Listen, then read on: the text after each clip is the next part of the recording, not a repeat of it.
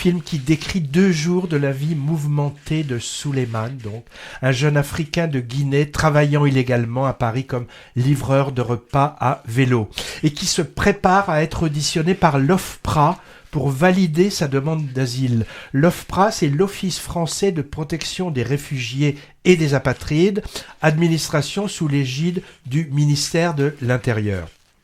Alors, entre ces livraisons speedées pour lesquelles il zigzague dangereusement sur la chaussée, ses attentes devant les restos pas toujours sympathiques, ses recherches d'hébergements provisoires différents chaque nuit dans la banlieue lointaine, ses courses contre la montre pour prendre le bus du soir qu'il mène là-bas et ses plans un peu foireux avec un prête-nom qui lui loue son identité pour travailler au noir et qu'il exploite, il passe le peu de temps qui lui reste à répéter son entretien en se faisant aider, moyennant finance, bien sûr, par des gens qui ont eu le même parcours que lui. Alors, un personnage de migrant, légal ou illégal, qui se démène pour survivre, c'est pas rare dans le cinéma de fiction contemporain français ou francophone, sans remonter jusqu'à Welcome de Philippe Lioré en 2009, le parcours d'un jeune qui veut traverser la Manche à Calais, ou au Dipan de Jacques Audiard en 2015 sur des réfugiés du Sri Lanka. Plusieurs films sortis ces derniers temps ont traité du sujet. Je pense à Ils sont vivants, tu te souviens Patrick, avec Marina Foy, qui évoquait la jungle de Calais, Tori et Lokita, des frères Dardenne, avec une très jeune fille et son frère clandestin à Bruxelles, Ma France à moi et Quelques jours pas plus, avec chacun comme héros un jeune réfugié afghan qui tente de s'intégrer. Puis il y avait aussi La Tête froide, sur les passages clandestins dans les Alpes, et aussi Green Border, oui. Les survivants aussi. Oui, et aussi Green Border d'Agnieszka Holland sur le sort tragique de réfugiés syriens ballottés entre Pologne et Biélorussie.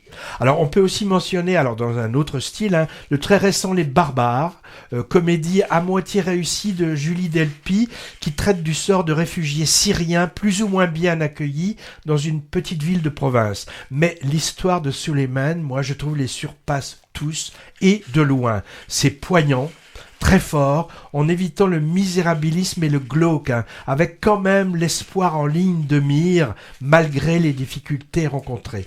Alors, je citais les Dardennes tout à l'heure, et c'est vrai qu'il y a une filiation ici avec leur cinéma, d'abord avec la thématique de s'intéresser aux gens de peu, on va dire, aux opprimés, et aussi par cette caméra très mobile qui ne quitte pas le personnage principal, serré au plus près.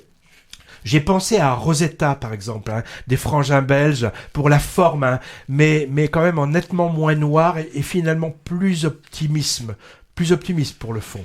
La scène de l'entretien final est absolument superbe et m'a tout de suite fait penser à un film italien récent, c'est Moi, Capitaine. Alors pourquoi ? On peut voir l'histoire de Souleymane comme le prolongement de ce film, qui racontait le voyage tragique d'un jeune Sénégalais traversant le désert et la Méditerranée pour rejoindre l'Europe. Alors, à l'accostage sur la côte italienne, le garçon criait sa joie et je me souviens avoir dit dans notre critique d'il y a quelques mois que le pauvre ne soupçonnait sans doute pas à ce moment que son chemin de croix allait continuer en Europe. C'est ce chemin qui nous est raconté partiellement dans l'histoire de Souleymane. Alors, suite à la vision de ce film, qui met un corps et un visage sur l'esclavage moderne, moi je vois des Souleymane partout. Quand je croise maintenant un livreur Uber Black en train de galérer sur son vélo en ville. Alors, Patrick, ça peut te paraître un peu Bécassine ou Marie-Chantal, cette remarque. Genre le mec naïf qui découvre une certaine réalité sociale et politique avec une fiction cinématographique, alors que ça crève les yeux de tout le monde dans la vraie vie et par les médias. Mais moi, le cinéma de fiction m'a toujours ouvert les yeux plus grands sur les choses qui m'entourent, j'ai pas honte de le dire, et parfois davantage que par les documentaires ou par la presse. Alors bien évidemment, j'exagère, j'ai pas découvert la galère des migrants avec ce film, mais elle est tellement incarnée ici, sans pathos et avec une si grande sensibilité, que ça m'a énormément touché. chapeau bas au scénariste et réalisateur français qui s'appelle Boris Lochkin, qui vient du documentaire d'ailleurs, ça se sent, hein, et donc c'est le 3e long métrage. Et aussi à l'acteur principal qui s'appelle Abou Singare, absolument bouleversant de dignité. Comme une grande majorité du casting, j'ai lu que c'était un acteur non professionnel dont la vie a partiellement inspiré le scénario.